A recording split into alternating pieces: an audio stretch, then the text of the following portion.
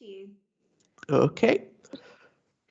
Good afternoon, everyone, and welcome to this Healthy Living and Social Care Scrutiny Committee meeting being held today, which is Tuesday, the 6th of July, 2021 at 5 p.m.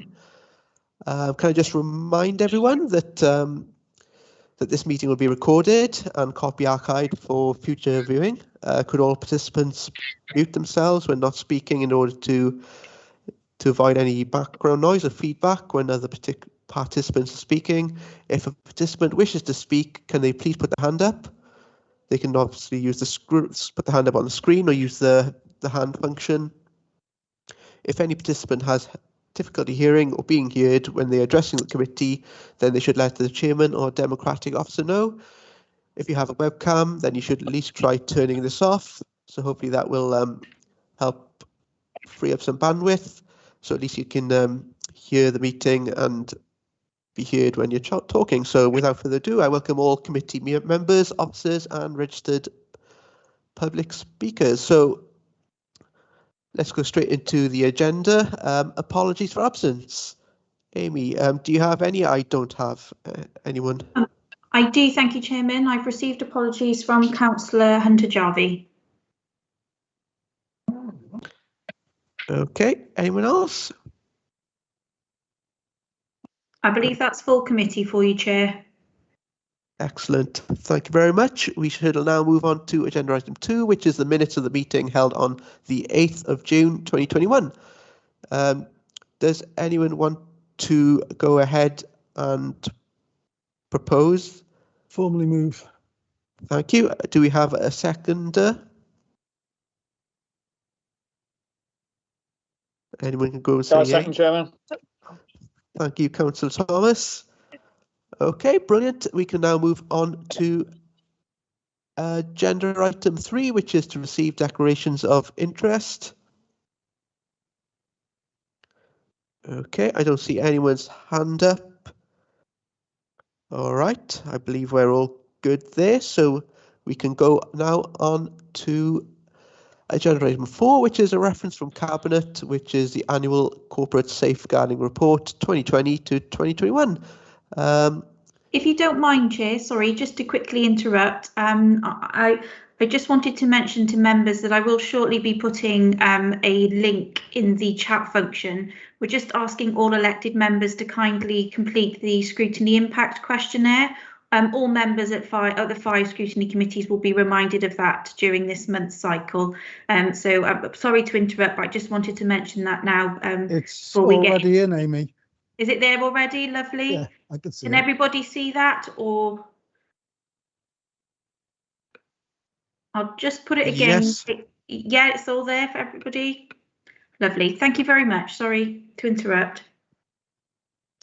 No problem. We can go ahead. Who would like to take on the report? I will be taking this item, Chair. Amanda, Okay. Head of Service, Amanda. Resource Management and Safeguarding. And this is the presentation of the Corporate Safeguarding Annual Report.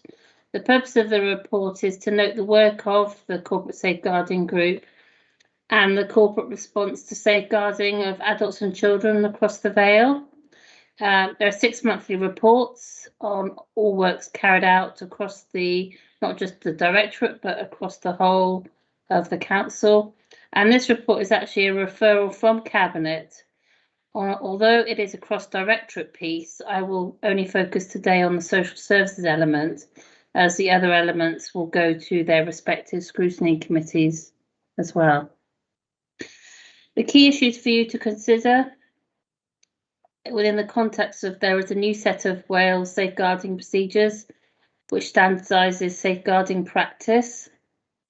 The DBS process is now sped up due to the electronic transfer system.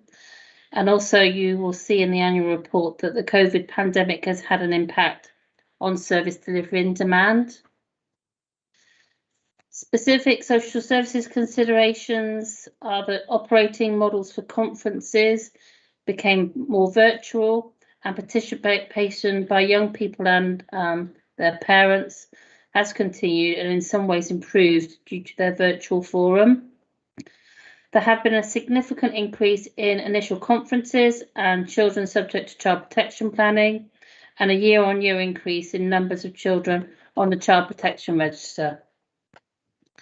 Within adults, there are a number of adult safeguarding referrals over the past year that have increased. Last year we received 602 referrals. We've had, and we have a duty to report under section 126 inquiries, and those inquiries resulted in ongoing adult protection planning as well. We also received 98 referrals in relation to allegations against practitioners, and the outcomes of those referrals are duly noted in the annual report. Just by way of information, we're regularly attending and consistently attending both MARAG and MAPA meetings, and we've worked very closely with the Safe Avail team that are based in the Environment and Housing Directorate. Lastly to add is the work of the Regional Safeguarding Board, and during 2020-21 there were 3 child practice reviews and 2 adult practice reviews published. One of those child practice reviews related to a child in the Vale. We've had good representation from the Vale and across Directorate at the Safeguarding Board, and to ensure there's a good regional response. And we've shared ownership of the safeguarding practices across the year. And I hope you get a sense of the extent of work through the annual report. So I'll leave that there now, and I'm happy to take any questions. Thank you, Amanda. Would anyone like to ask any questions or have any comments? Hi, Councillor Thomas. Inevitably. I've got a number of questions, actually, Amanda, if you don't mind. Do my best. Yeah, okay. On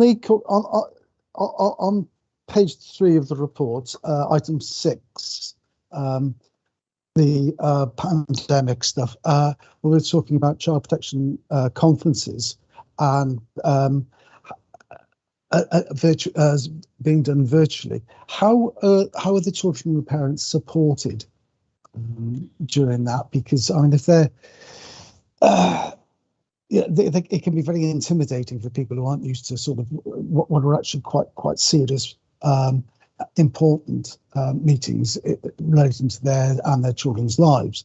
The language that can be used can sometimes be over-facing for them because it can be quite complicated, and they need support in meetings where they're in actually in the room together. Then that could be sort of handled by the social worker and by the chair and so on, but it can be more difficult doing it virtually. So what kind of support's being put in for the families, please? Okay, Rachel, you may want to dip in and out as well to help me.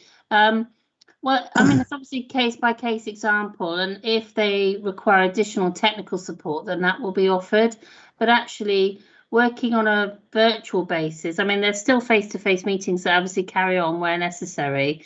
But actually what we found in some of the virtual platforms that we've used, conference calling, Teams and so on, people are able to use their smartphones, and we found on occasion parents have engaged much better as a result of that.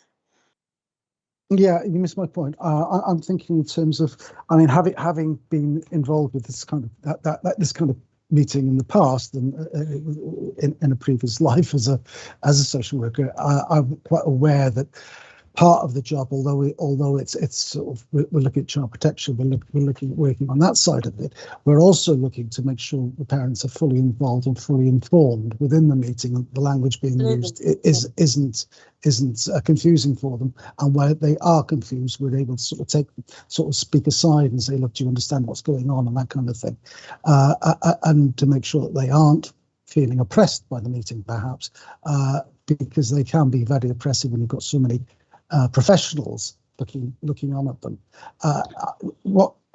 So that's easily done when you're actually in a room with them, and you can sort of, even down to if it's a child holding the child's hand and so on. What sort of virtual hand holding can be done at a virtual meeting and support? And maybe Rachel's in the best place to answer this.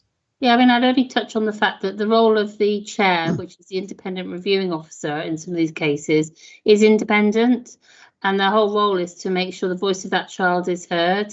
and that's through the start where they develop a relationship with the child and their family by introducing themselves at a very early stage, all the way through the conferencing procedure.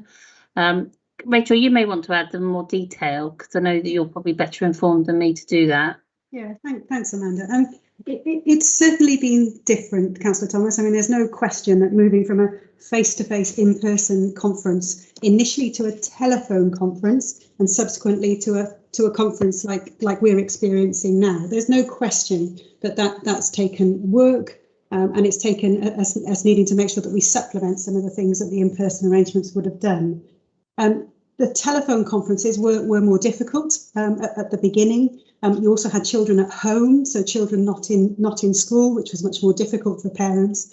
But this kind of arrangement now is working better, and it's about what we do before the conference and after the conference, as well as during the conference. So the social worker and the child protection conference chair, but the social worker principally will talk to the parent and the child or children, if they're a sufficient age, about what that process is going to be, how that will work on teams, how we will ensure they're involved, who they can expect to be there, and we'll follow that up subsequently.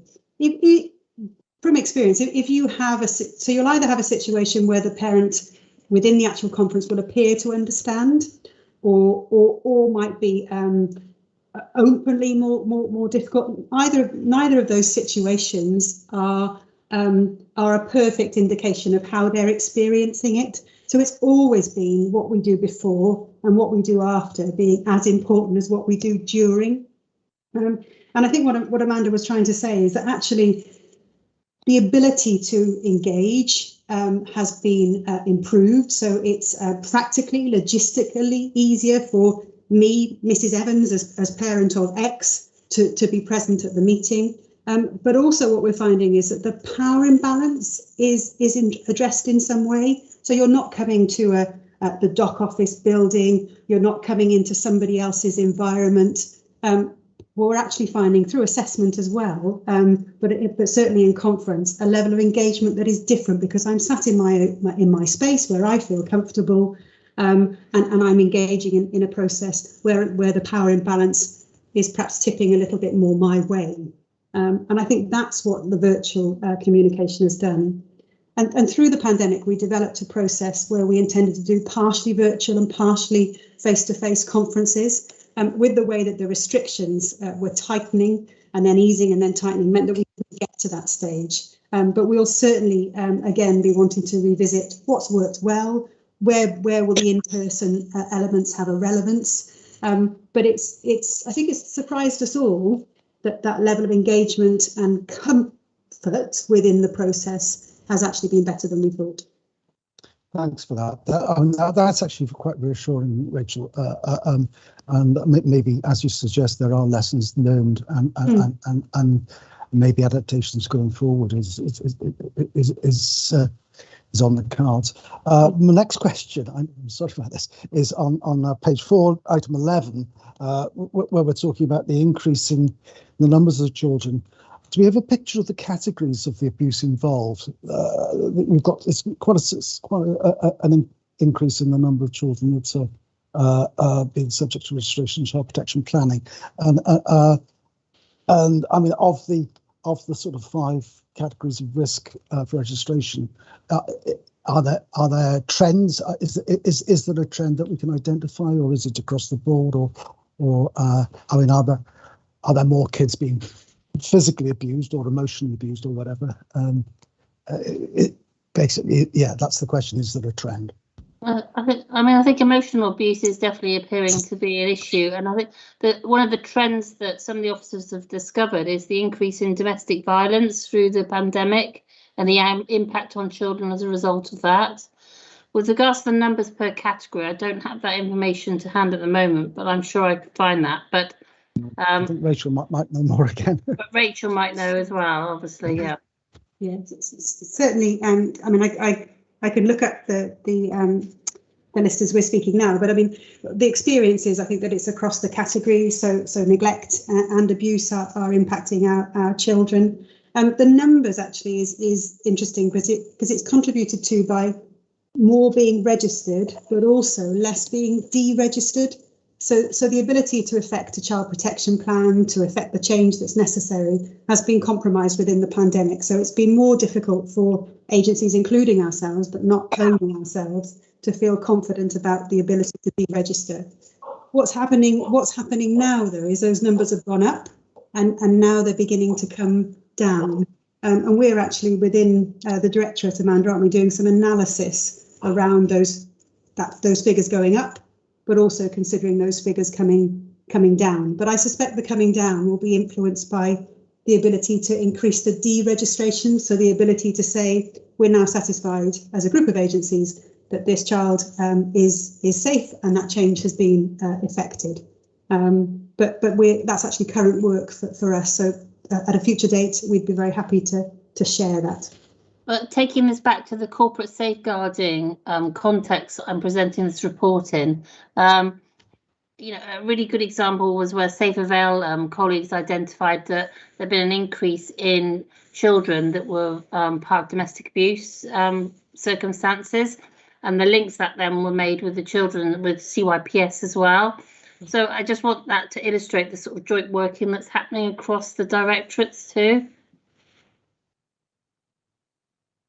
Okay, thanks for that. And finally, you'd be glad to know my last question on the report is the safeguarding allegations against professionals bit on page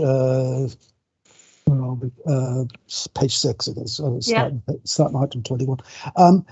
Partly it's timeliness I'm asking about, the need to process the investigation speedily, particularly for those who are falsely accused. I mean, it's a bit like a sword of Damocles hanging over one's head, I believe, for people who are accused and awaiting outcome of the investigation.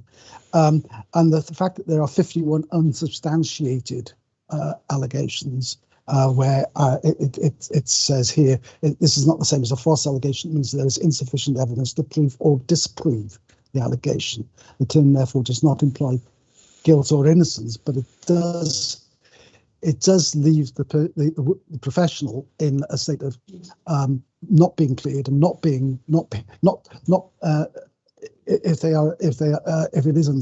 if it's untrue, or not being sort of found responsible if it is true. So again, you have 51 people or 51 incidents, maybe not 51 people, 51 incidents where people are left hanging. Can you comment, please? Thank you. I suppose your point at the very beginning is that they're not substantiated or unfounded. The threshold for evidence is very high, and that process has to be adhered to with the police and other officers investigating the matter, notwithstanding the stress that places the member of staff under. Absolutely, and that's recognised as part of the process. And whilst I appreciate it is very stressful for professionals, it's something that has to be thoroughly looked into, and on the behalf of the professional as well, to make sure the investigation is as comprehensive as possible and there's an outcome for the individual.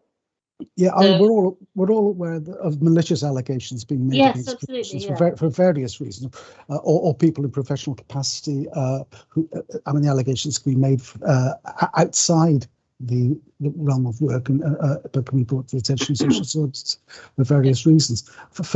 And that can be quite concerning for us as a department, but also for the member staff who are being pilloried in this way, and yet they aren't being cleared. They aren't being proven to be guilty, but the suspicion has to remain there because they haven't. It is unsubstantiated, and you haven't been able to turn around and say, "Well, actually, no, you're okay. We know you didn't do this, and we know that you're, you can go forward." Or no, we're sitting here thinking, "Well, you may have, you may not have. Where do we go from there?" And Lance, you've got your hand up. I think, it probably is a result of some of the nature of the allegations that we receive, that there isn't likely to be evidence that will substantiate it or otherwise. And I think we're then left in a position which is really difficult, isn't it? I mean, we haven't found that it's completely unfounded, and you'll see that there's three of those, or substantiated, which is there's 18 of them. So I suppose what we have is a lack of evidence one way or another, and I think it doesn't mean that those individuals have been, necessarily falsely accused. They may have done it, but there isn't sufficient evidence. And I think it's a really difficult kind of place to be, and it's the kind of place that the police will be. But I suppose this process is conducted confidentially, so they shouldn't be being. I think you said pilloried. We wouldn't make any part of this process public. It's kept entirely confidential with the agencies that need to know about it. And inevitably, I suppose, we can't control everything, and so sometimes these things will get out. Sometimes people will be suspended, and people will put 2 and 2 together and things like that. But and come up with whatever number they want. But that's the kind of nature of the work that we're dealing with, I'm afraid. But ideally we'd know exactly what was happening with each of these, and we'd be able to unravel them all. But we're just not in that position. I give kind of an example from another authority where a field social worker's partner was accused of child abuse by that child's. The partner was the parent of the child, but was not living with the child. Although the child visited, the other parent of the child accused this parent. It's complicated. Accused this parent of child abuse in that home where the social worker lived, and so that obviously had implications for the social worker. My advice to the social worker was go and talk to your manager straight away about this, which they did, and at the outcome of the investigation was actually cleared, and it was found to be malicious. But the proceeding, the whole time, it left that particular social worker very much sort of hanging and worried about their position, because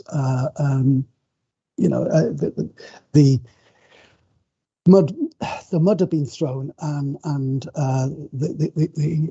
it stuck until it was cleared up. Now, with all these unsubstantiated ones, the mud has been thrown, and the management within the department, who are aware of this and aware of this particular worker and the allegations involved, have to keep a weather eye and have to be concerned that they are unsubstantiated, and the member of staff is aware that they are being scrutinised far harder than they would normally be, and that can apply stress and pressure to those people.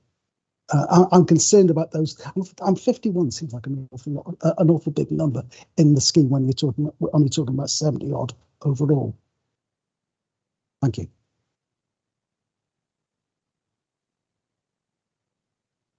Okay. Would anyone like to come back? So that's fine. Well, I can come back, but I wasn't sure if there was a question. It was more of a statement, I think. Yeah. But Councillor Thomas, I'm happy to come back if you'd like me to. Yeah, maybe the question is there any way we can ease that? I know it's unsubstantiated, therefore it can't be. The evidence isn't there, but I mean, what is happening with these people? Are they being heavily scrutinised? When can they clear their name if it is clearable? I mean, it's almost impossible to prove a negative. It is impossible to prove a negative. To prove I didn't do it is almost impossible. Where does this leave these people? I can see Rachel wants to come in as well, but I suppose these figures aren't about social services. So that when the procedures were changed, it was no longer about just Part 4, which was for children. It's a Section 5, so it's about any allegation against a professional or anybody in position of trust. So look high, but please don't go thinking there's 51 social workers in children's services, because there isn't, who've been falsely accused, because that would be completely misleading. We go to every effort to keep this process as absolutely confidential as possible. If they do happen to be one of our employees, then we would also, we may need to suspend according to the severity of the allegation, but if we could avoid suspension, we would. But if we did suspend, again, it would be as a neutral act. It would be something that we would do, recognising that it's better for that person to be out of the workplace. Partly, it may be because it may stop people having, conversations again, putting two together and coming up with something else.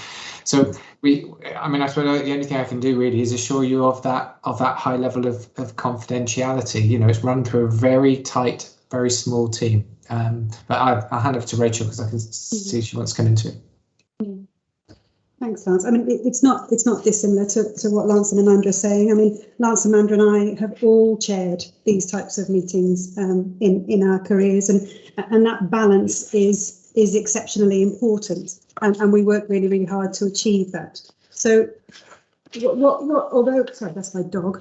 Although we can't, we don't like that conclusion if we can avoid it, but we also can't hear the voice of the child, or the adult, the vulnerable person, without going down that route.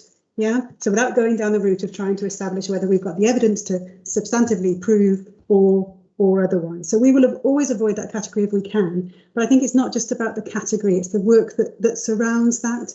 So what you'll have is an associated, if you like, action plan or process that surrounds the individual, and that includes support.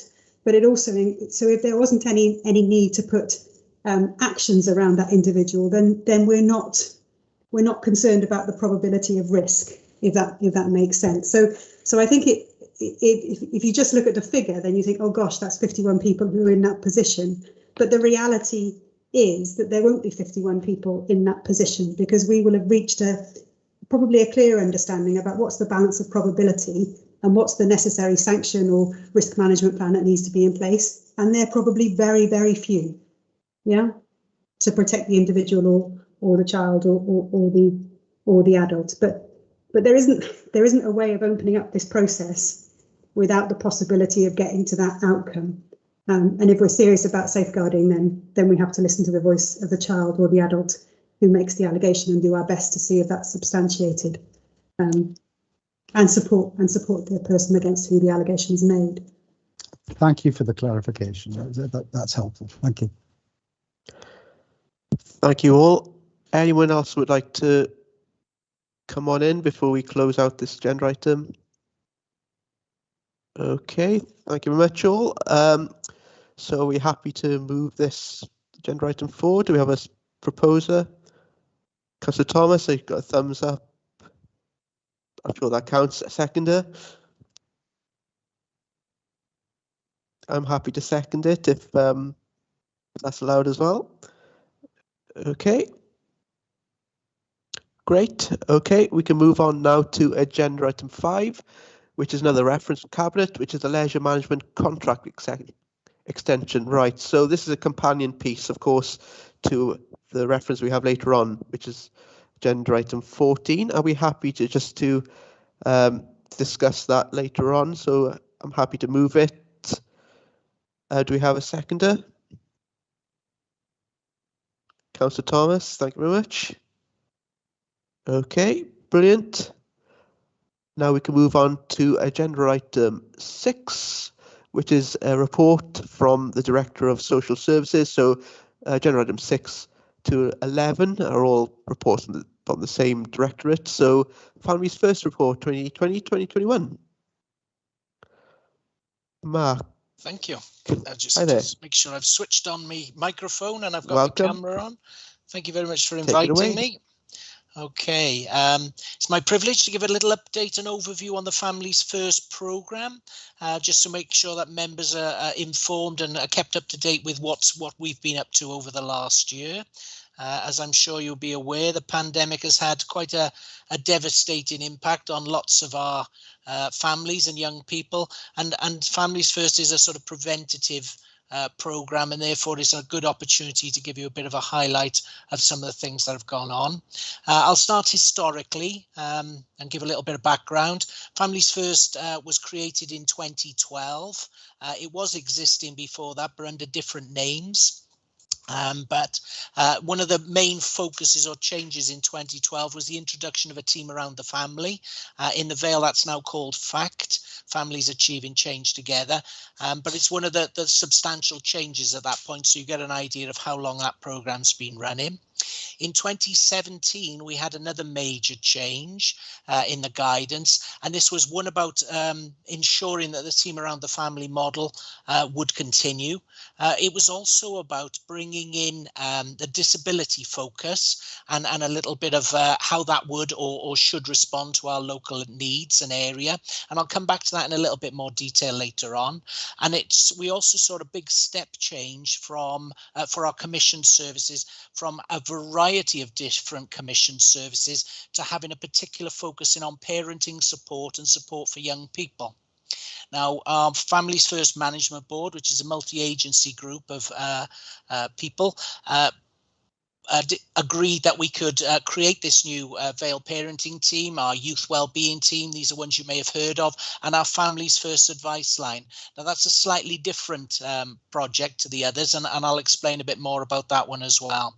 What we did was then we merged a number of projects to create these larger teams that would be a little bit more sustainable and have a little bit more width within what they were able to do.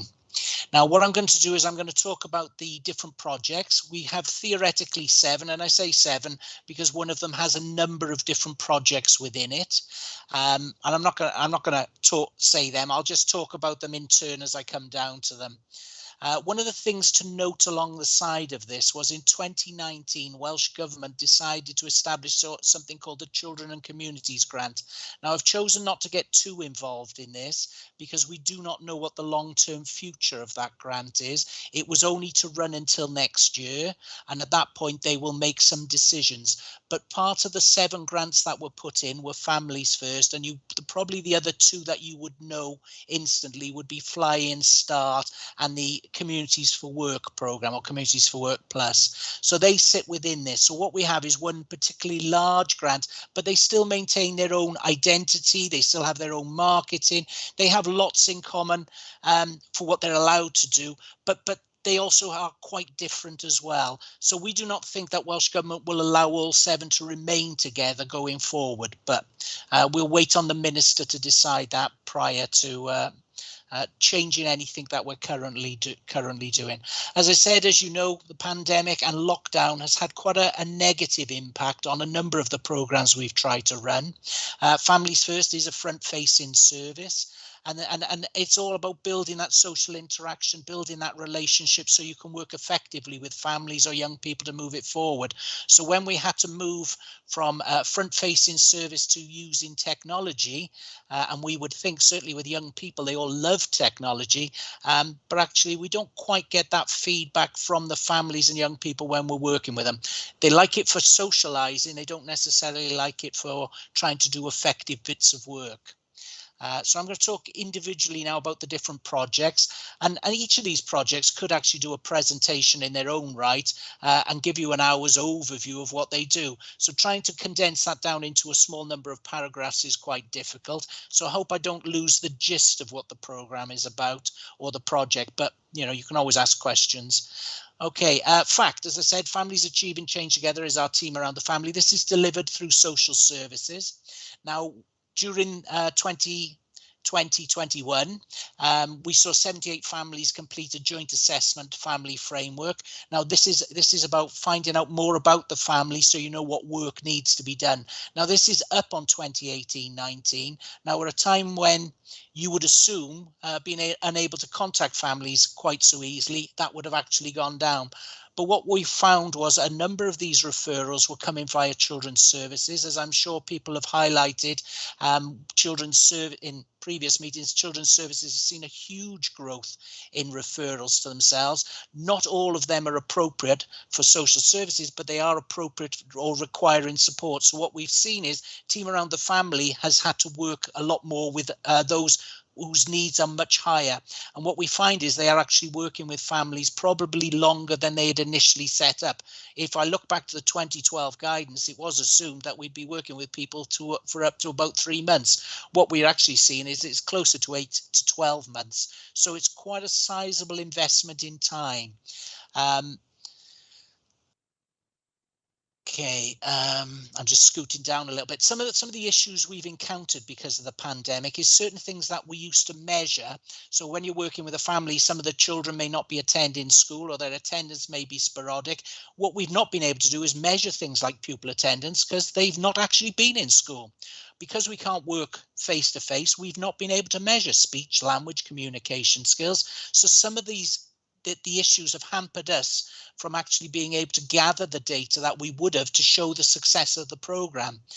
We've also found that the number of evaluations on the overall program have dropped as well, which has made it a little bit harder. And it's not from a want of trying or a lack of effort on behalf of the staff, it's because families choose not to. And that's that kind of, what you'll say on a chat and what you'll actually do when someone is physically with you are slightly different. However, in areas where we have got feedback, generally it's particularly good and it's very high. And I think we get about a sort of 97.5% of families are reported improvements in family resilience and things like that. The next programme I was going to talk about is our Families First Advice Line. It's on the report as FFAL. Again, this is delivered by social services and it's integrated within our FAC team. Now, the reason we do that, and I'm sure you'll start to hear more about our early help provision, it's a kind of merger within those two programmes. Now, it sits as part of what we call an IAA. Sorry, I'm throwing out terminologies. That's our Information Advice and Assistance line. And basically acts as that assistance part. And what we've tried to do is use this as a central point for all our calls coming in. So rather than us getting 200 phone calls to our Team Around the Family or 200 calls to our youth wellbeing team, they all come into one place. They can then assess what the need of the professional or parent that is calling is and make sure that they are made an appropriate referral. So are there other providers out there who are delivering something? Is there someone else who could deliver that instead? Is there something that's more important or more appropriate for that family? And therefore what we're seeing is those referrals that are coming through to our parenting service, to our youth wellbeing service, are generally far more appropriate than they were when we initially set up the service. So from that perspective, we do believe our Families First Advice Line is working quite effectively, and I'm sure someone will do a update on some of the bits that we're putting within that advice line that are also helping us to ensure that families are getting far better support when they come through to us.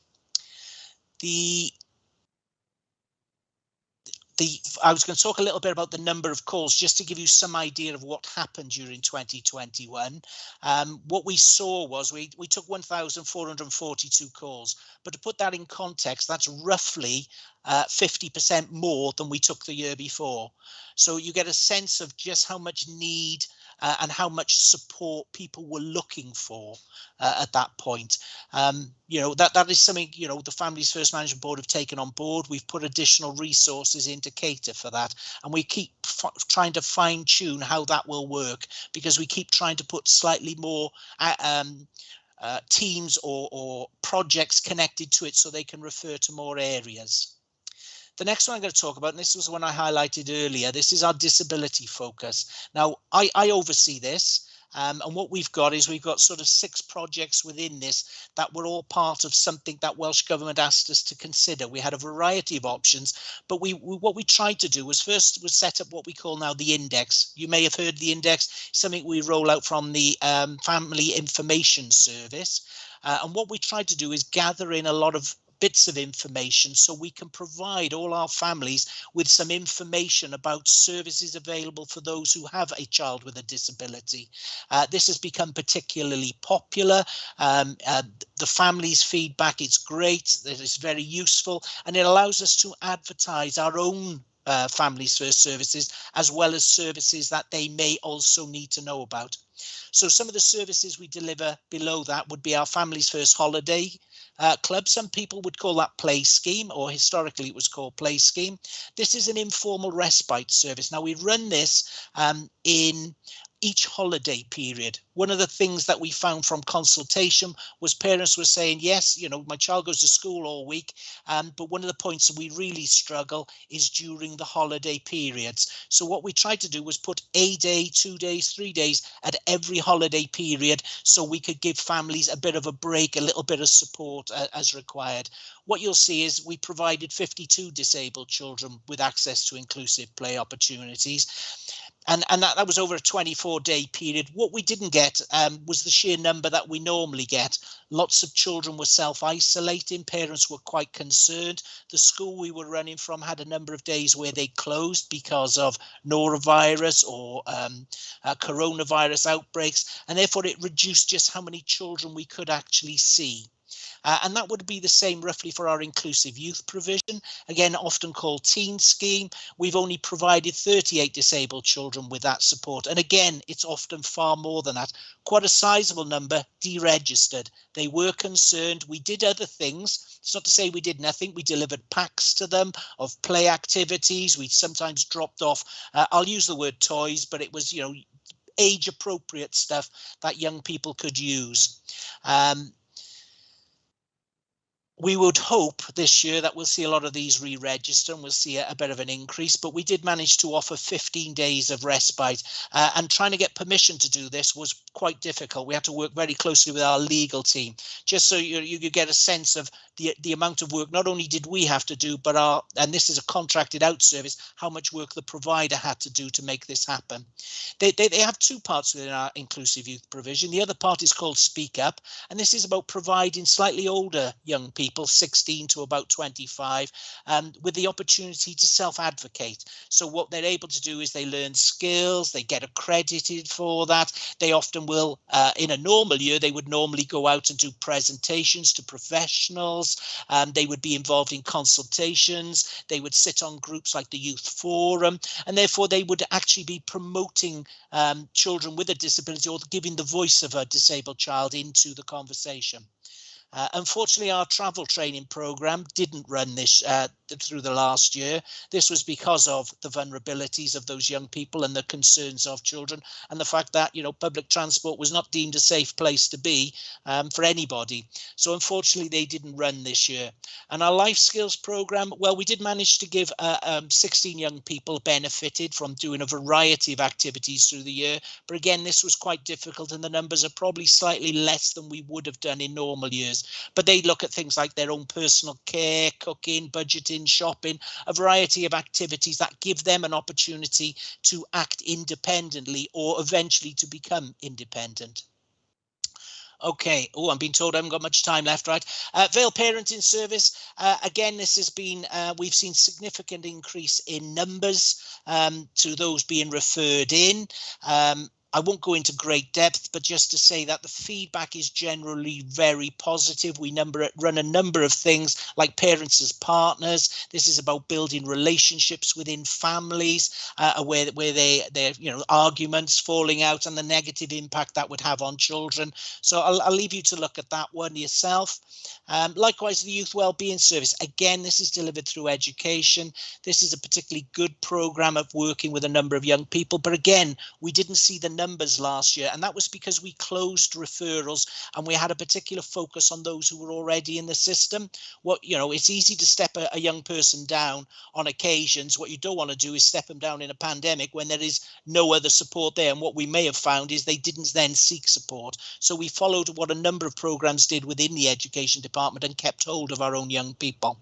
One of the interesting features out the back of that is to talk a little bit, and I'm not going to get into depth about ACEs, adverse childhood experiences, some of the features we're starting to identify, the three main ones are parental separation or parental breakdown, mental illness either of the child or the young people, or domestic abuse and violence.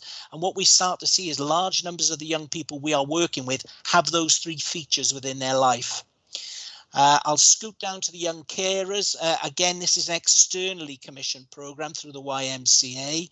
We've done some wonderful work over the last year through these. We have seen referrals grow significantly, and I'm sure the paper on young carers has been presented and all the positive work that's taking place in schools and through social services to raise the profile of young carers, and hence we would expect to see an increase. But then the amount of young people we've seen, or the amount of contact the YMCA have done with these young people, has been absolutely fantastic. The youth club itself couldn't run, so they moved it online. They got quite a number of young people to be linking in every week. So there's some real positives, and the feedback from that is generally really good as well. The last programme to talk about is clearly the central coordination. That's basically a bit of me, a bit of an admin, and a bit of a monitoring officer. We try and keep this all together, reporting to Welsh Government, etc.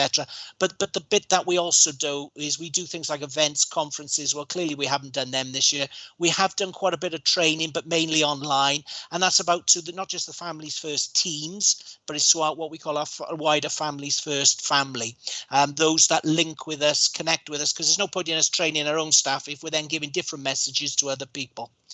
The only other thing to talk about is the money. Just to say the grant is just over 1.3 million, and we assume that will remain the same. One would hope that Welsh Government may increase it, but we'll have to wait and see what the settlements are prior to going forward on that. Everything else I think is quite straightforward within the proposal. Shall I stop there? Thank you very much, Mark. That was a great overview there. Would anyone like to ask Mark any questions? I see that I have no hands up, but I do. Hi, Rachel, Councillor Nugent-Finn. Hi there. Hello, Chair. Thank you very much. Thanks, Mark, for the fantastic overview. Yes, you're always so interesting to listen to, and the detail is great. Thank you so much. I'm just wondering, the FAT families, you mentioned the figure 78, is that correct? Yes. That seems very low to me, Mark. Is that proportionate, would you say? Is it because of COVID? I mean, I'm not trying to, I'm genuinely interested, Mark. I mean, it just seems like, with all the masses that we're dealing with, 78 just seems like a very, very low figure. Well, we used to measure and mention how many referrals there were. We realized that referrals were inappropriate because it's how many we actually work with. So 78 is it is a lower number than we would have expected. Yeah. It's slightly higher than the year before. Yeah. It's to do with the complexity of the amount we're working with and the amount of staff we have. And that's so that wouldn't count, say, the number of families that transferred over during the year period as well. So it's not how many they're actually working with at any given time. That's how many they actually completed in that time period. And the other bit, I suppose, is to do I'm trying to think how to put that now. It's the length of time that we're now working with them. If we would finish within a 3-month period as the 2012 thing, I think they got a bit more realistic and realized by 2017 it was more like 6 months, but it's actually 8 to 12 months. What we're not seeing is finishing people and therefore able to pick up more. So yes, if we had less complex cases, and that's what we're seeing, is that growth of complexity causes that difficulty that people stay longer, and we can't just keep horseshoeing people in. It has to be more appropriate. So we would like to see greater numbers, but we've got a bit of work to do before we'll get to that. So the referral process, is there a self-referral option, or is it all through the existing staff? Okay, generally we like it to come via a professional. That doesn't stop people phoning the advice line and it may be being deemed appropriate, and then a family's joint assessment family framework would be completed on their behalf, but we would prefer it coming from a professional, because they would then be identifying a need. To be receiving a TAF thing, you generally have 2 or 3 organisations already involved. We wouldn't assume, and that's the advice line, hence the advice line thins that out. So all referrals coming in should be more appropriate. If it's a single service required, like a parenting service, then the advice line can directly refer. So it really depends what the call is about and how complex it is. Yeah, understood. And all this comes through the information advice line. Is that separate to C1V, or is that part of the great? It remains as a separate at the moment. You know, because you never tell what the next couple of years may bring us. But it sits alongside then our family information service and intake and assessment. So what we've got is that step up, step down, which kind of hides the wiring for professionals and families. So if someone phones in and says, "Oh, this is the advice line," and our advice line person thinks this is a safeguarding issue, they can escalate it up. Or if it's a more generic query and it's more about childcare, they can refer it down. So it should be seamless. But yes, currently it sits outside of the thing, because we see it as a quite a distinct service. Absolutely. I'm very pleased to hear that, Mark. I appreciate that there's some very highly trained staff at C1B, but this is such an intricate part of the mechanism of what we're delivering here. You know, I'm very pleased to hear that, and I hope that it remains as that sort of seamless approach, really. And just lastly, is there much of an uptake with Dewis Cymru? I don't get very positive feedback about it.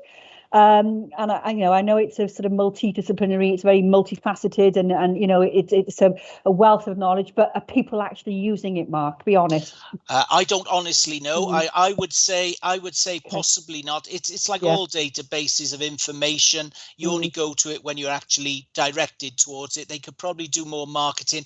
I would say someone like Becky Wickett would know far more. She liaises through the Family Information Service significantly more, and make sure it's up to date and helps with it. It should be a very good resource, but maybe it's not as focused as it should be. As I say, I've not used it myself for quite some time, but then I wouldn't need to. Yeah, it is very. That's the feedback I'm getting. Actually, is spot on, and it is very underused. So maybe some work to be done there. No reflection on us, but I'm just interested in if you had any specifics. That's it from me. Thank you, Chair, and thank you, Mark. Thank you. Thank you, Councillor Nugent-Finn. Rachel, would you like to come on in? You got your hand up. Yeah, thank you. I just wanted to assure Councillor Nugent-Finn that only yesterday I was sat as part of the Families First Management Board, so alongside colleagues in the third sector, health and education. And one of the conversations we were having was about how we increase capacity within FACT.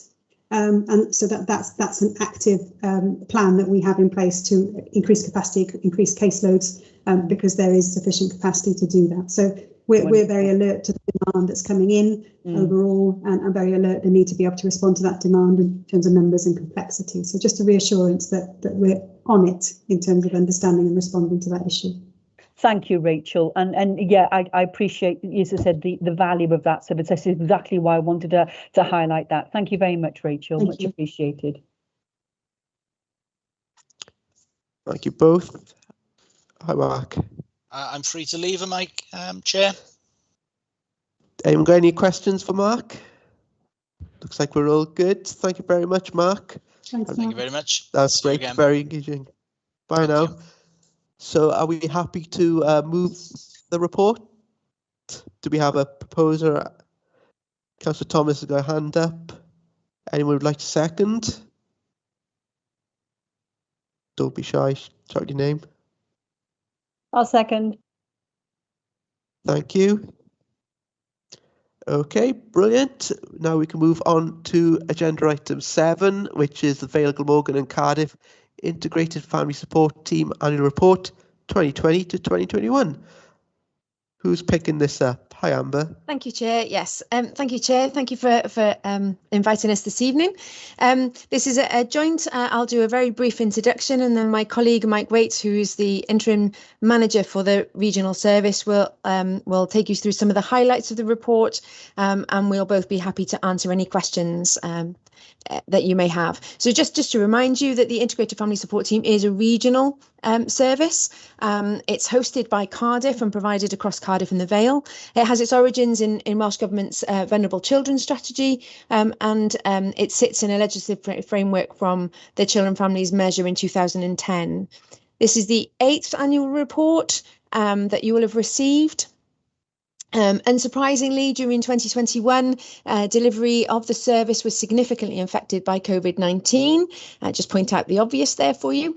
And during the start of the financial year, intensive interventions were put on hold. We were unable to perform face-to-face interventions in the way that the model has been specifically designed. So Mike will take you through how that model was reassessed to allow safety planning with as many families as we possibly could. And he'll take you through some of that detail and give you some idea of how that has progressed. And now we are working towards the recovery model, and more face-to-face work has continued. The service provides a holistic support to family by breaking down barriers between health, adult services, children's services, and is delivered by a combination of highly skilled professionals across the services, acting as a single workforce. We have had some staffing issues, and again, Mike will give you just some highlights about how we've addressed those staffing issues in the last 12 months. Other than that, I don't think there's anything specific that I'd like to draw to your attention. I would like to hand you over to Mike. Unless there's some specific questions in advance, I'd like to hand you over to Mike. Mike will give you some highlights and some examples of what we've been doing and where we're going. Thanks, Amber. Thanks, Chair. Good evening, everybody. Just in terms of our annual report, and to give you some sort of background, as Amber highlighted, the IFST came into existence in 2010 following a pilot under the Children and Family Wales measure. It was set up to work with families involved with children's services where there was a significant risk of children becoming accommodated due to parental substance misuse. Latterly in 2015, the remit of the IFST was extended to also include parental mental health and domestic violence. So that covers that awful term, the toxic trio, which has been widely documented. So the IFST was set up to provide a multi-agency, a partnership between health and social services, which was the first time that had actually happened and was put into legislation. And the idea was to provide multimodal intensive interventions for families for 4 to 6 weeks at a point of crisis to reduce the risk in those families, allow the children to stay with their parents wherever it was safe and possible for them to do so. In terms of the funding for the IFSS comes under 2 strands. The Integrated Family Support Team is funded via the Regional Support Grant, and the 2 supplementary services, so that's the EIT or Early Intervention Team and the CRAFT programme, are funded via the SMAF funding from the Area Planning Board. The funding for IFST is ongoing, as that's under the Regional Support Grant, but the funding for the supplementary services is due for renewal. It was due to take place in June of this year, but that's been put back to July of next year. And the APB are undertaking an alliance method of commissioning, which is a new and different approach to commissioning. I haven't got that much idea of what that alliance actually looks like. I've never been involved in that previously, but that is an exciting and new development for the way that the service is developed. So in terms of numbers and the services that we delivered, the target for delivery is 120 families per year. And during 2020, 2021, we actually delivered to 138 families. That was largely due, as has previously been mentioned, to an increase in referrals to children's services, but also our willingness and ability to adapt our model to provide virtual interventions allowed us to provide more speedy and more interventions. So the numbers in terms of the breakdown between Cardiff and the Vale are roughly 2 to 1, and that's reflected in the figures, in that there was 96 families from Cardiff and 42 families from the Vale who received a service from the IFSS. The service was provided within budget. There were staffing issues, as highlighted by Amber. From my own perspective, I came into post in June 2020 to cover a 12-month maternity leave, and that's due to come to an end very shortly. We also had one consultant social worker who had been on long-term sick for a while. So whilst I covered his duties for the first sort of 3 or 4 months, we then created an acting up consultant social work role, which we recruited to internally, and that person was able to take up the remit of that consultant social worker to allow them to supervise staff as well as providing interventions. We've also currently got one consultant social worker who's awaiting a hip operation, but due to COVID and delays in the health service, this has been delayed 3 or 4 times. But as a contingency plan, the consultant social worker who we had acting up to cover the sick role is now available to cover that role once the appointment for the hip operation comes into place. So we'll have covered the supervisory roles within all of the IFST. One of the most positive things in terms of the staffing was that we were able to secure a dedicated independent reviewing officer to review all our cases. All IFST interventions are reviewed at 1, 3, 6 and 12 months. And by having a single independent reviewing officer reviewing all those cases, not only does that help in providing consistency, but it also means that the families don't have different people reviewing their case. They can build a relationship with the IRO, and that provides a better service for the service overall, I think. So in terms of staffing, we've also just been successful in recruiting a support worker. We had a very good number of applicants, very high, and I think there was 4 or 5 that we could have appointed, but the one that we have appointed is due to start at the beginning of August.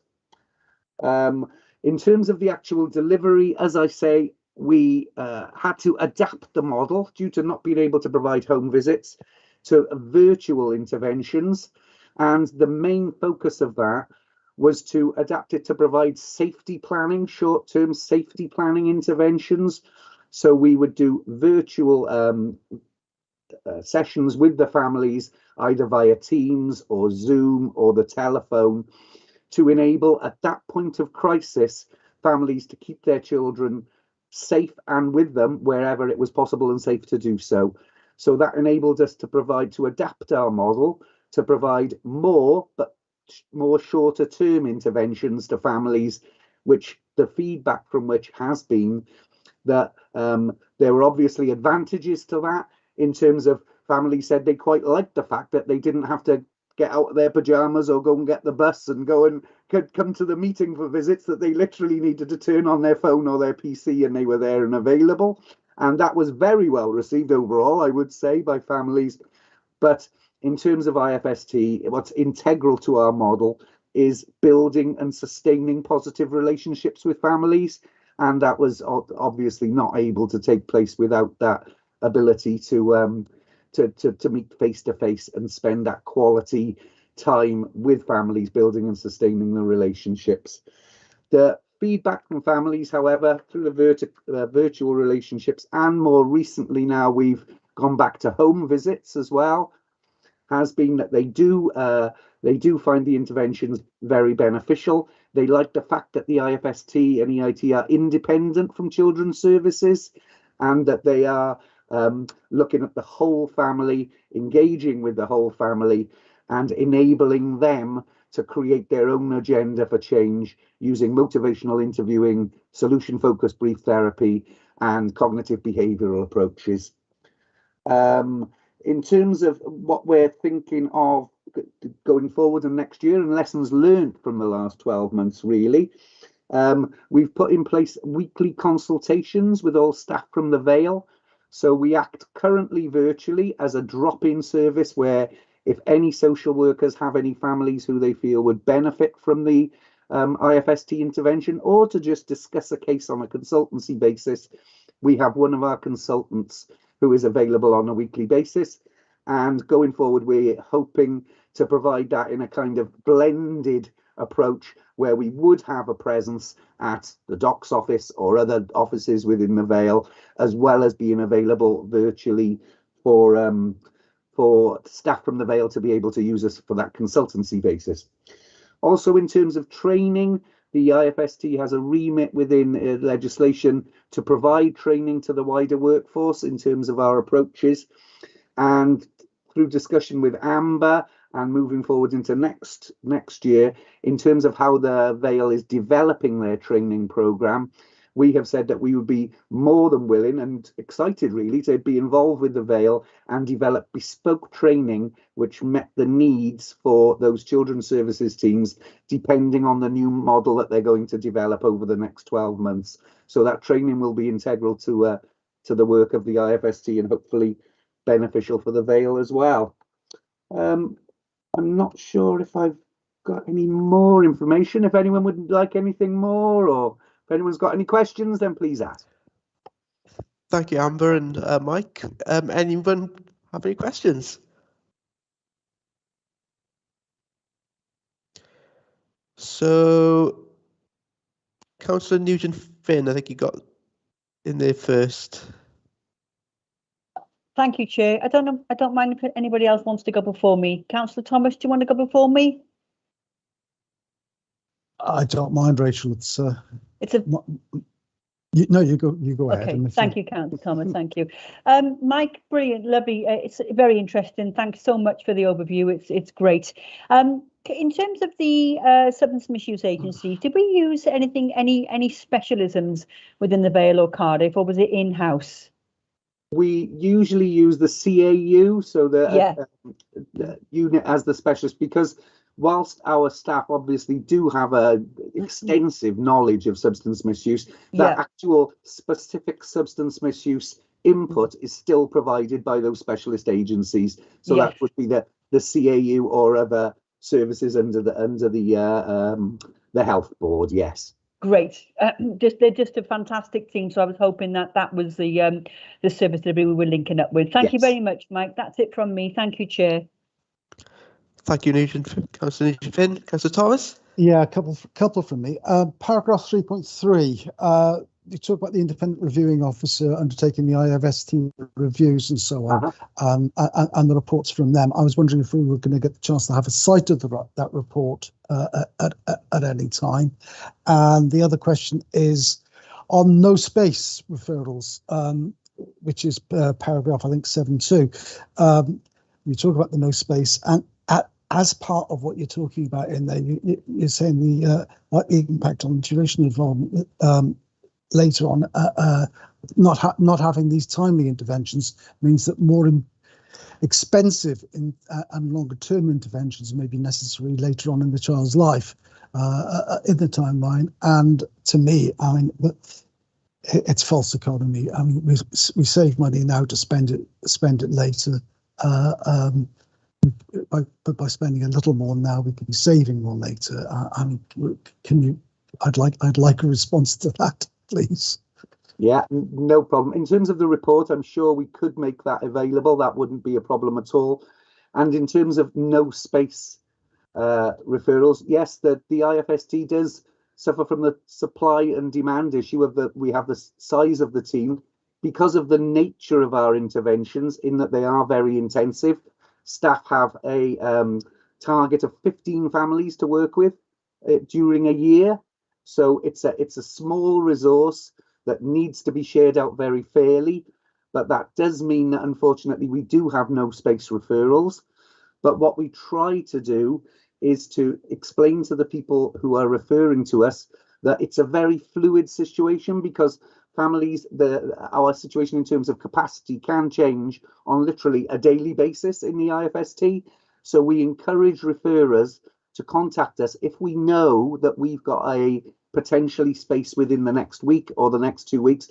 We ask them to get back in touch with us again, explain to us what has changed, if anything, and if the family are still requiring a service, and if they are, then we try and intervene at that point of crisis to, as you rightly say, try and avoid a much bigger cost further down the road when we can engage with families. Timeliness in terms of IFST is crucial to the interventions, and we do make every effort to intervene with as many families as we can at exactly the right time that we can, but obviously that is affected by our capacity and the number of staff that we've got. May I also comment? Sorry, Councillor Thomas. The nose-based referral is a process because of the crisis intervention is the point for the model for motivational interviewing requires a intervention at the point of crisis. But the consultation and the other services around the craft service and the early intervention service are quite often elements that are picked up when, sorry, my dog is now about to howl, when the main IFST team aren't available. And sometimes that intervention then prevents an escalation in a different direction. And maybe we'll work with CAU and others with one of those other teams while we're waiting, and maybe that crisis passes. Right. Maybe you need to introduce your dog to Rachel's dog, but apart from sorry, perhaps there's no, that's fine. I've got dogs here myself. I'm waiting for them to bark because I'm expecting a delivery to come anytime. But maybe there's scope for this committee to put in some sort of recommendation for consideration of increasing the capacity of your team to try to save money down the road, and that this should be given consideration. I don't know how other members of the committee feel about that, but I'd be happy to move that as part as a recommendation. I would certainly welcome that, Councillor Thomas. I'm sure you would. Thanks, Mike. It's whether Lance and Rachel would welcome it as well. Go on, Lance. You're probably familiar with my general doom and gloom when it comes to money. So I suppose that the reality is we have to find the money from somewhere, and that's the difficulty. I think when we were preparing this report, this was one of the issues that I think we wrestled with in terms of the content of the report, knowing that members would be interested in it, because clearly wherever you've got any kind of unmet need, if you like, we obviously want to fill that gap, and we want to make sure that we're doing the best possible job for our residents. And I suppose I was keen at that point to try and work out what the implications were for children and young people's services, for the rest of the service. Were we seeing children appear elsewhere because they weren't getting support from IFST? And I suppose what came back at this stage was actually it was a change in the duration of support that they needed rather than a change in the numbers. I suppose that still has a resource impact. I completely accept that, but I think it's something, when we're talking about 23, that's what the total for the no space for the Vale was. Then I think we need to keep an eye on that. We need a chance to review it, and I suppose I would suggest that if it was thought that an expansion should happen as a result, that we would need to put that forward as a cost pressure during the usual budget rounds. And I think if we can investigate that a bit further, then I think I would be happy for us to do that. It would seem like an appropriate action. Yeah, that's why I was trying to couch it in fairly neutral terms, in terms of we should be giving consideration at and that we should be looking at the possibility of doing it rather than saying go ahead and do it. So yeah, it is something to sort of keep it highlighted for the future, and just to look at the practicalities of, because it will save money down the road. Okay, it's an expensive thing now, but it's even more expensive if you don't. Thank you. Rachel, I think you got a hand up. Yeah, I think the challenge with a service like IFSS is I think Mike's referred to it, the intensity of the work actually means very small caseloads. And I think the challenge when you look at it across the service is we've got we've got increases in demand everywhere, and although there's no waiting list for IFSS because the model doesn't work on the basis of a waiting list, it works on the basis of needing to intervene at the time. I think we probably have to consider it in the round, in the sense of a whole. So where are the pressure points and how do we respond to those? We're hearing about IFSS today and we're hearing about Families First today, but we could equally hear about a number of other areas where there are those pressure points. But I think I appreciate, Councillor Thomas, your support for an element of the service, really, because I know your support for the whole service is there and how we respond to those pressures. And I think what Amber said is interesting, isn't it? So it's 23 no space referrals for the Vale, but how many of those? How does that list, if you like, reduce by the intervention of other parts of the overall service? But so that we understand what the real waiting list, for want of a better phrase, would be. Yeah, you're quite right. I mean, we also need to be able to quantify the actual implications for those families that don't get the intervention when they should. And I mean, that's something that's going to come out over time rather than be able to try and say it's happening now. It is, but it's something that we need, as Lance said, it's something we really do need to keep an eye on, because it could well be that, as I say, putting in that bit of extra in now here, but in the extra for, say, 2 members of staff now, I mean, that's what, 75, 80 grand a year may save a sort of 200 down the road. So but it's quantifying that I appreciate this can be very, very difficult. Thank you. And thanks for your support. Lance? I was just going to add, there's a budget anomaly with this service as well. One not of our making, but of Welsh Government. So it was previously funded via a grant to which covered Cardiff and the Vale, and then it went into our revenue support grant. So and it went in basis of a 50-50 split. So you'll be aware that our revenue support grant is our money, is how we the council will see it, and yet we're paying 50% of the service now, when with an authority that's much larger than us. And I think we've honoured what is probably a reasonable expectation. And I suspect if we didn't, then I expect Welsh Government would probably change the revenue support grant. So, but I suppose it's. The only reason I'm saying is it's a complicated area for us to be looking for more money, and because those things will unravel with finance officers. Excuse me. Yeah, I did notice the 2-to-1 split, and I was kind of I was reluctant to mention it. We've always pushed for the 50, so we've always said we want the 50, not the 33%. That's quite difficult to maintain. In terms of our referrals, not necessarily general. I accept that there are 23 no space referrals, but that's a timing issue. Our challenge has been having the numbers of referrals. So actually, for the Vale, the route was broadened. Sorry, the criteria was broadened for the Vale to make sure that we could submit the necessary numbers of referrals. So it is complicated. That it's not relevant for discussion today, or not appropriate for discussion today, but there's also another area of development for this service, which at a future point I would hope to be able to share with you, which will ask more of that service.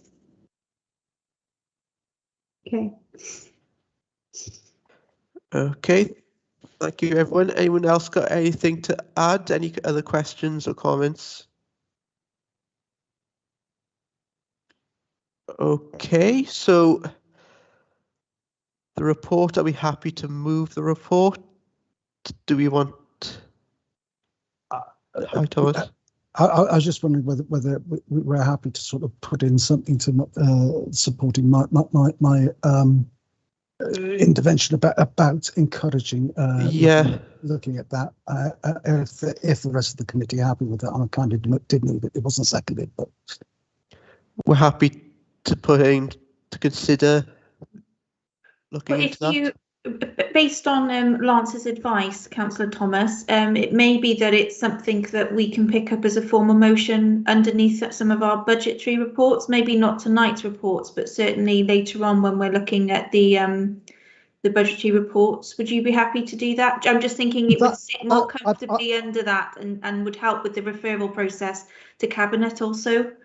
Amy, I'd be happy to do that. I just want to see it falling off the end of the perch, sort of thing. Yeah, I will certainly keep a note of it in the committee's action log, so we won't lose sight of it. And I'll certainly remind you when we come to consider those reports in the future. Thank you very much. That would suit me. In that case, I'm happy to move. Okay, Councillor Thomas has moved. Anyone would like to second? I'll go ahead and second it then.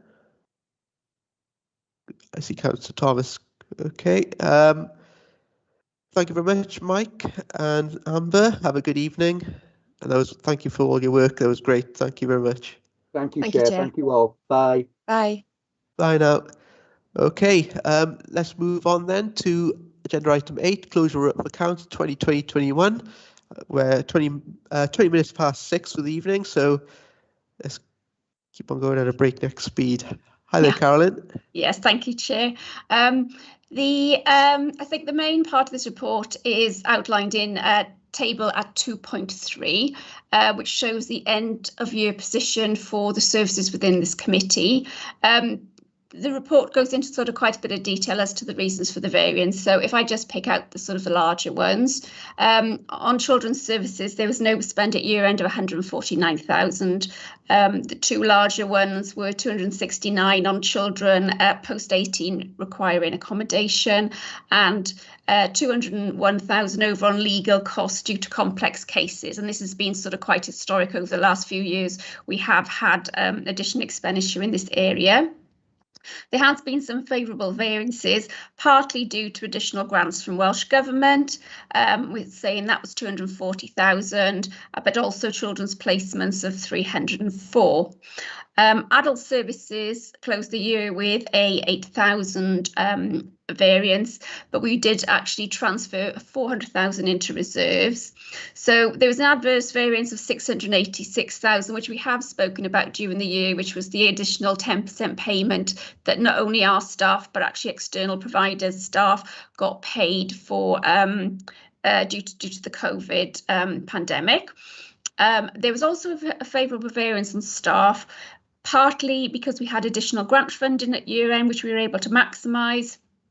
And also some posts were sort of held vacant during the year due to the pandemic, for instance, because the day centres weren't opening. So, there was no point recruiting. So we held those posts.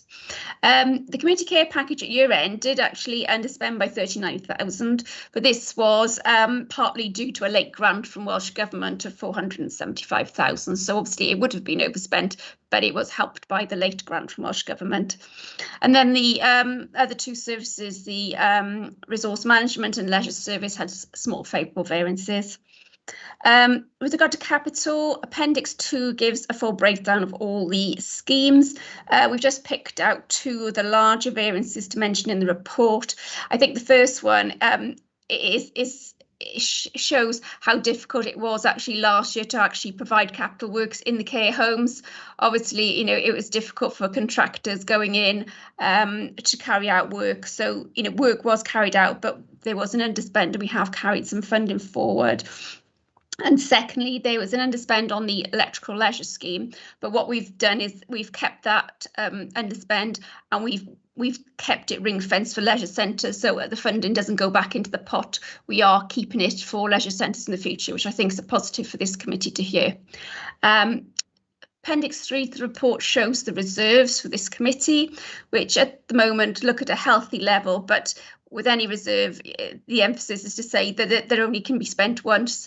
And if we have, a bad year, we need those reserves, they will be gone. So, it's a good position at the moment. But as I say, going forward, they can only be spent once. And then finally, Appendix 4 to the report is the slippage for the year. As I say, it was a difficult year, quite, on this, particularly on sort of like trying to do work in care homes, actually to have access. So there is some slippage there, but those budgets will be carried forward and works will be completed in 21-22. I think that's a quick run through if anyone has any questions. Okay, thank you very much, Carolyn. Would anyone like to come on in and ask. Okay, it seems like we are good. Okay, so are we happy to note this agenda item? Do we have a proposer? Councillor John Thomas, you got a hand up.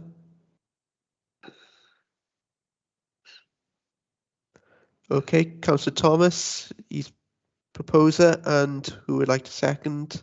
I don't know, is that me proposing or seconding? If John's proposed, I'll second. Okay. Yeah, I propose, that's fine. Okay, no problem. Thank you very much. And we have a seconder of so the two Councillor Thomases. Brilliant.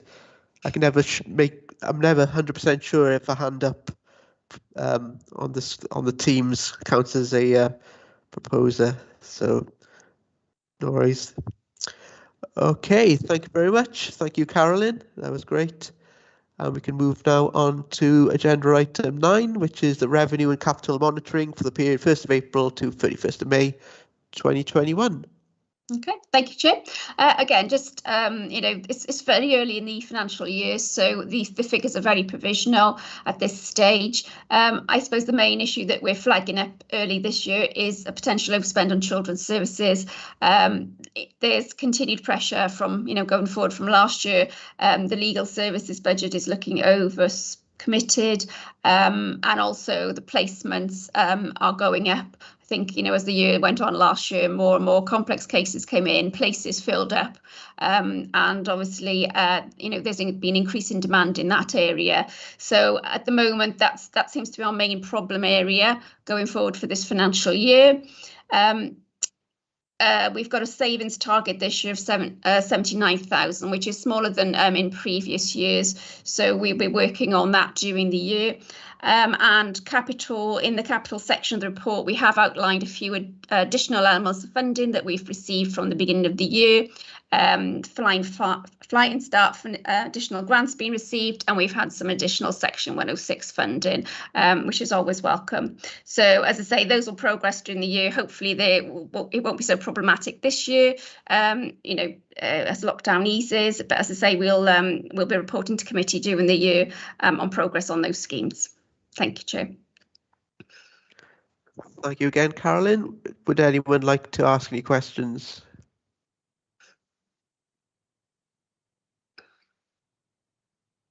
Okay. Looks like we're all good here. So are we happy to move the report? Yeah, moving out the report, Chair. Thank you, Councillor Thomas. And we have Councillor Neil Thomas seconding. Thank you very much. Thank you, Carolyn. Excellent. And we can move now on to agenda item 10, which is the annual report of the Director of Social Services 20 to 21 challenge version. Hi there, Lance. Thank you, Chair. This is a report that comes to this committee every year, albeit an updated challenge report.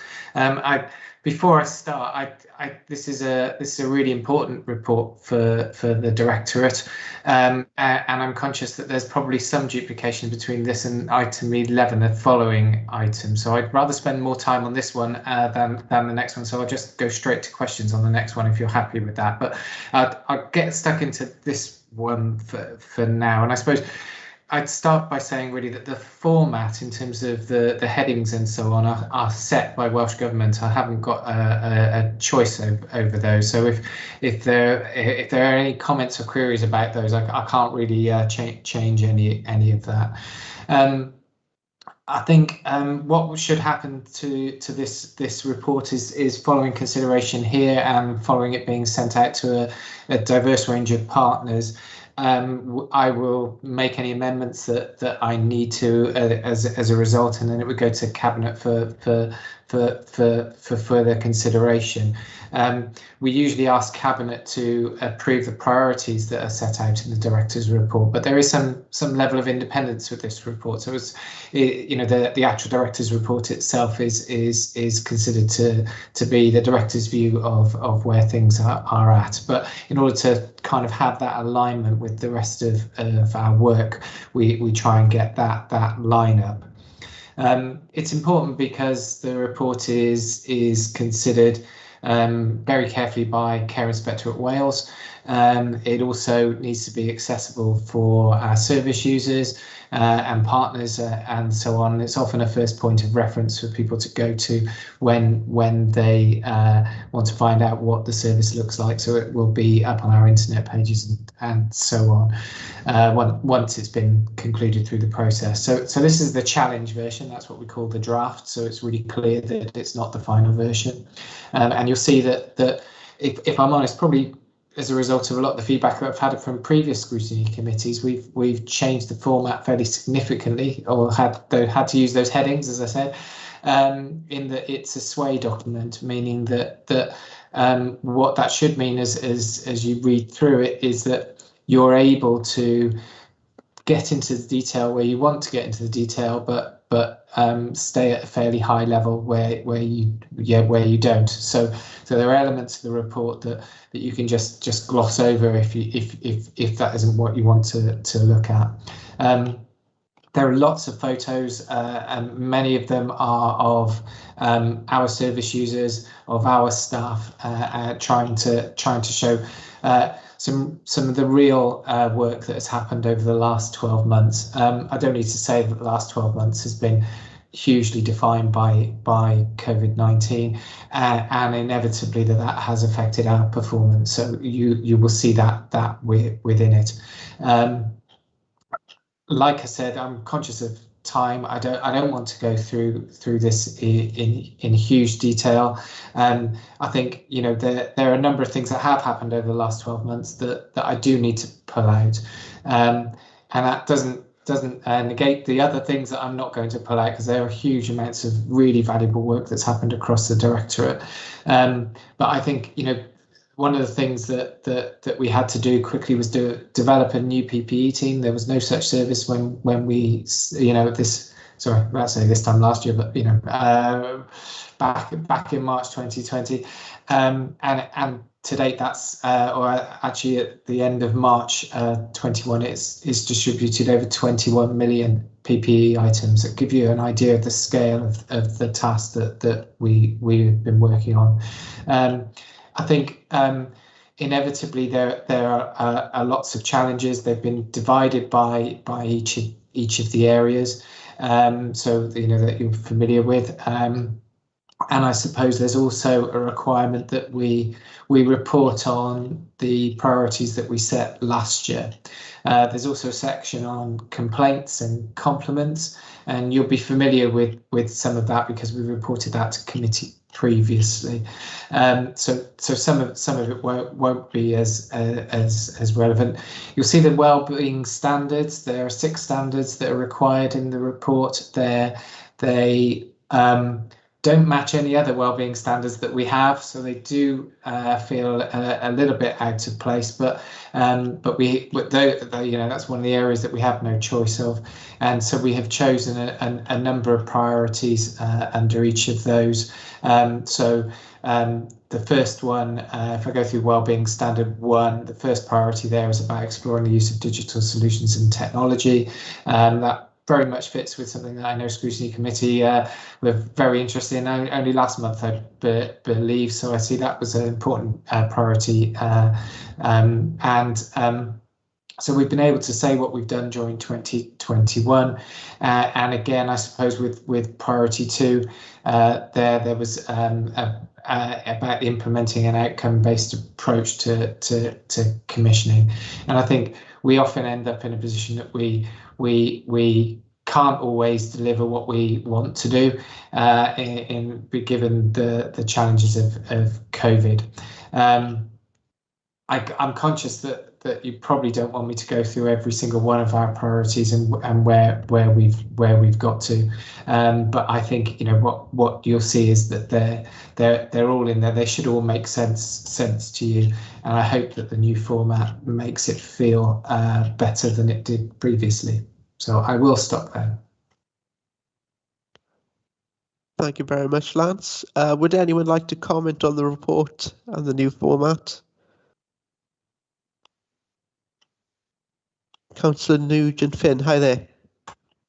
Hi, Chair. Thank you very much. Thanks, Lance, for the overshot of everything. I think the format is brilliant. It is far more reader friendly, user friendly. It's very specific in terms of, as you say, picking and extracting out certain bits of information. So yeah, absolute hats off to everybody involved in that. It's really good, Lance. And I think just I want to sort of summarise really very briefly, but in no way, shape or form am I for 1 minute taking the focus off the service users and the strain that everybody's been under over the last 2 years. But I think I just want to say and put on record my sincere thanks, my gratitude and admiration for all staff involved in every element of what was, an indescribably difficult time. So that's from every single worker, from the frontline care staff right the way through to senior officers. It's, as I said, sincere gratitude to all of you. And in a way, congratulations, because we're kind of emerging now, which I'm very pleased to say. So thank you all. Thank you. Thank you, Chair. Thank you, Councillor Nugent-Finn. That was well said. Would anyone else like to come in? I think that's it, Lance. I love the presentation style of the report. It was great. Rachel, I see you just want to sneak in. Yeah, I don't want to be contradictory, Councillor Nugent-Finn, but I'm just conscious that although we're emerging in terms of the easement around restrictions, we're certainly not emerging in terms of the experience in relation to demand. So I don't know whether that was what you meant, but I think the conversation that we're trying to articulate with partners and across partners is that demand is still incredibly challenging. Yeah, absolutely. Yeah, and it's just making sure that we're on the same page, I think, in understanding that we're by no means out of this, and it's going to continue and persist. And we're trying to work out how we respond to that.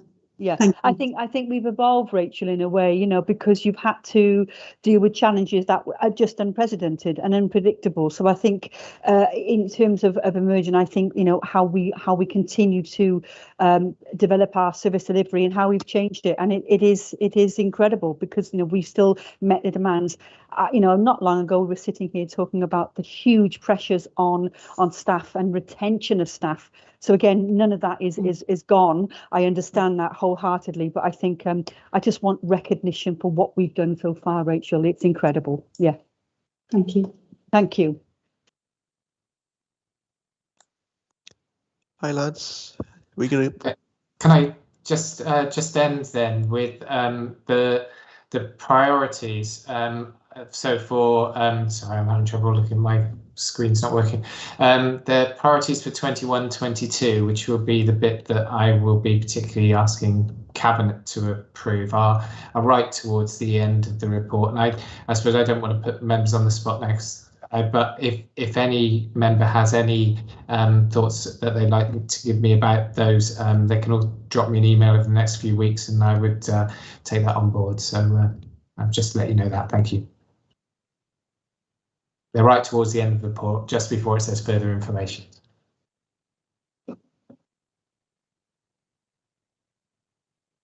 On mute there. Thank you, Lance. So we had 3 recommendations. Everyone happy with the report as is? I know we got the next agenda item as well. Are we happy to move this? Any proposals, any changes? Do we have a proposer? Councillor Thomas, you got a thumbs up. Anyone would like to second? I'll second. Thank you, Councillor Nugent-Finn. Okay, brilliant.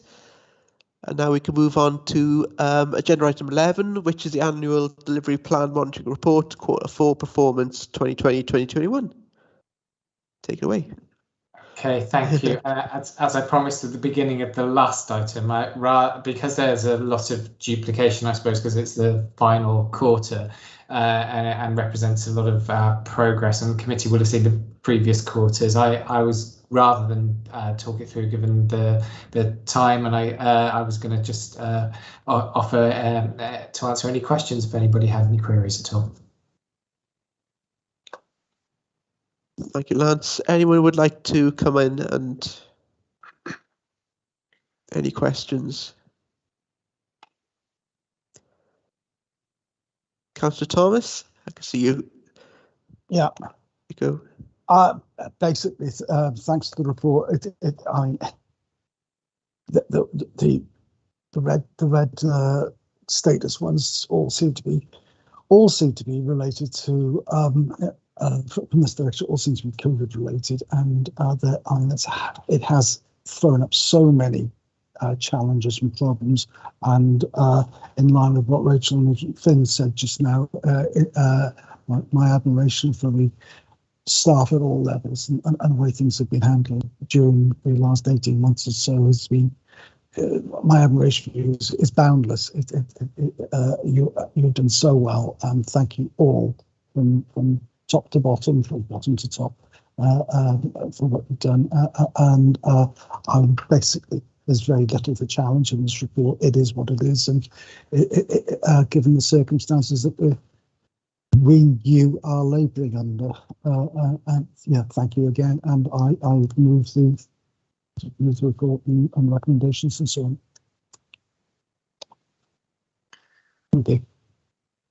Thank you, Councillor Thomas. It's very nice to hear that, and you know, I think you know, probably in relation to the last report as well, it's a real team effort, and you know, it really is every member of the social services team, and I think, you know, what's nice about the last one is that it's got their photos in some cases as well, and it's really lovely to see those people and to see the impact that we can have on our service users and residents. So yeah, thank you very much. Thank you very much, Councillor Thomas. Anyone else would like to ask anything of the report? I also require a seconder for Neil Moore's proposal, please, Chair. Neil Thomas. Sorry, who did I say? Neil Moore. Oh, I'm sorry. Neil Thomas. Yeah, Amy, remember, I'm the better looking Neil. The recordings are live streamed and recorded, Councillor Thomas. Just so you know. Oh, I don't know. Order. Either. Okay. Is that fine? Thank you, Councillor John Thomas.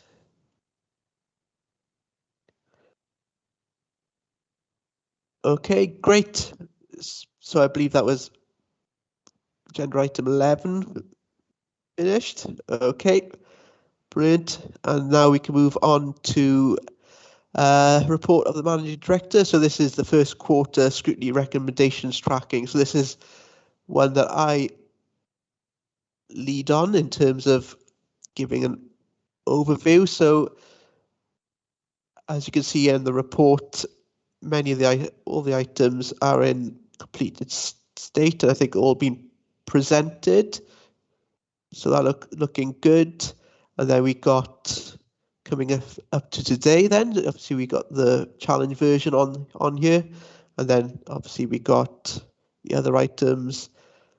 So everything looks to be on track, and we got some upcoming items as well. Does anyone have anything they would like to suggest that we move, or any questions? It looks like we're good.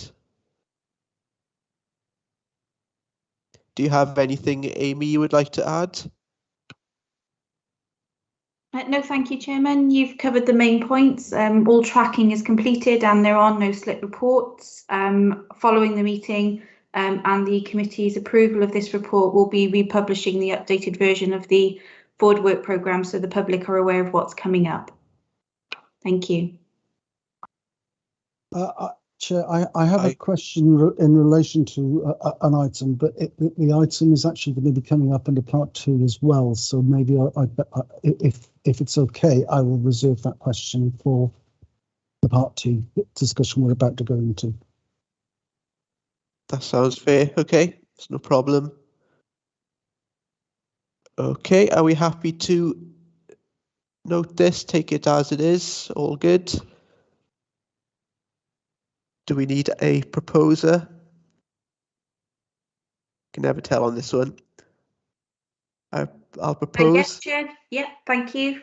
I'll propose. Any seconder? Councillor Thomas, a second. Thank you very much. Okay, let me just scroll back to the agenda items. So we got agenda item 13, of course, which is what I've just decided part 1, which I have not.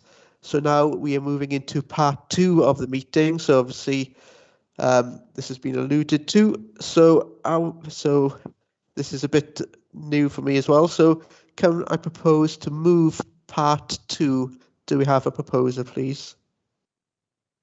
Councillor Thomas, do we have a seconder? I'll second that. Councillor Julie Aviat. Thank you, Councillor Aviat. Hi there, Amy. I hope that covers everything. Are you happy to? Thank you very much, Chair. Yes, we will move to part 2. If you could just bear with me one moment, please, committee, while I make sure that our live stream is ended and our recording has stopped. Bear with me one moment.